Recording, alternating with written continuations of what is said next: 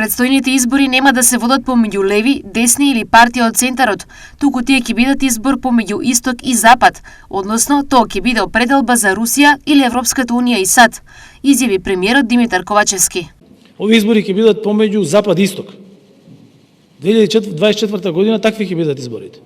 Значи обично во светот се работи за избори каде што имате политички партии центар и лево од центар и политички партии центар и десно од центар. Кај нас сега ќе бидат избори на кои што ќе се соочат политички партии кои што се за западна ориентација на државата и политички партии кои што се за јасна источна ориентација на државата.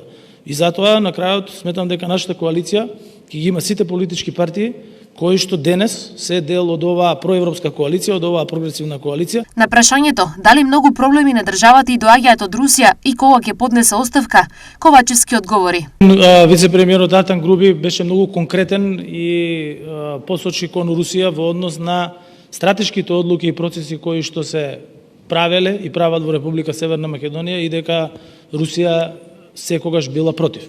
И тоа се факти кои што сите ги знаат. Тој не кажа дека за се, туку точно посочи за кои процеси, а тука пред се мисли на зачленувањето во НАТО, на унапредувањето на демократијата и на отпочнувањето на преговорите со Европската унија. Во однос на оставката ќе ја поднесам во четврток.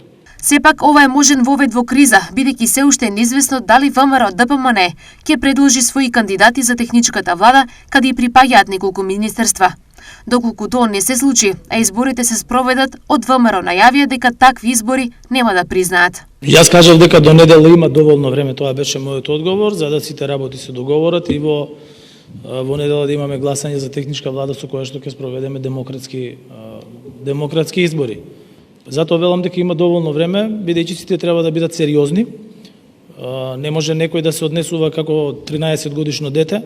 Јас ќе предложам и нема да гласам ова, нема да гласам она, значи секој мора да биде сериозен. Никаде во свет нема да предлагате министри, а друг да ви ги гласа.